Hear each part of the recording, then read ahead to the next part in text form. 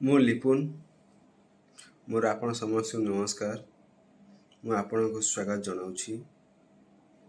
ଆଜିର ଡେଟ୍ ହେଉଛି 1 ଅକ୍ଟୋବର 2022। ଆଜି ବି ଆମ ଓଡ଼ିଶା ଗରିବ। ଆଜିକୁ ପ୍ରାୟ ଆମ ଦେଶ ସ୍ୱାଧୀନ ହେବାର 75 ବର୍ଷ ହେଇଯିବ।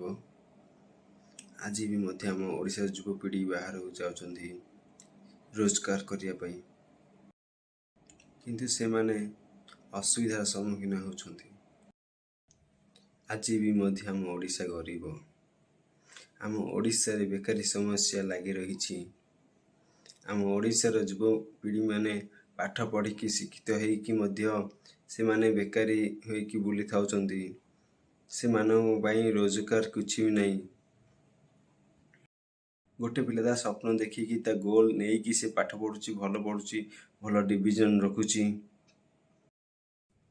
ପିଲା ଯେ ବଡ଼ ହେଉଛି, ଯେ ସେ ହାୟର ଏଜୁକେସନ୍ ନେବାକୁ ଚାହୁଁଛି, ସେ ନିଜକୁ ଦେଖୁଛି, ନିଜ ସ୍ୱପ୍ନକୁ ଦେଖୁଛି, ନିଜ ପରିବାରକୁ ଦେଖୁଛି, ଆଉ ଏ ସମାଜକୁ ଦେଖୁଛି।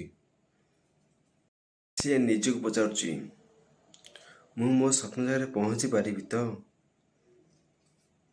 ତାପରେ ଦେଖୁଛି ନିଜ ପରିବାରର ପରିସ୍ଥିତି। ତାପରେ ଦେଖୁଛି ସମାଜକୁ। ସମସ୍ତେ ପାଠ ପଢ଼ି ଶିକ୍ଷିତ ହେଇକିରି ବେକାର ହେଇ ବୁଲୁଛନ୍ତି। ତ ମୁଁ ପାଠ ପଢ଼ିବି, ମୁଁ ମୋ ସ୍ୱପ୍ନ ଜାଗାରେ ପହଞ୍ଚି ପାରିବି ତ? ସେ ବାଧ୍ୟ ହେଉଛି ଅନ୍ୟ ରାଜ୍ୟକୁ ଯାଇକି ରୋଜଗାର କରିବା ପାଇଁ, କାହିଁକିନା ଅର୍ଥ ଅଭାବ। ତ ସେ କରିବା ଆଉ କ'ଣ?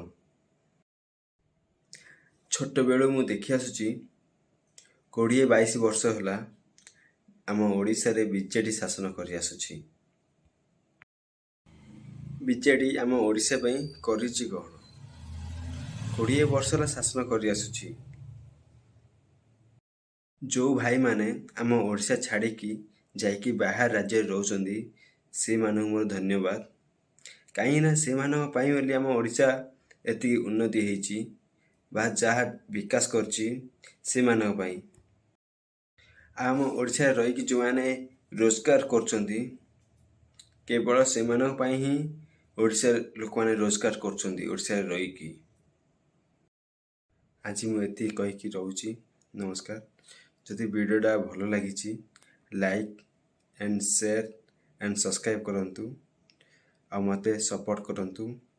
କେମିତି ଆମ ଓଡ଼ିଶାକୁ ବିକାଶ କରିବା, ଆମ ଓଡ଼ିଆ ଭାଷାକୁ କେମିତି ଆଗେଇ ନେବା। ଆପଣମାନଙ୍କୁ ଧନ୍ୟବାଦ।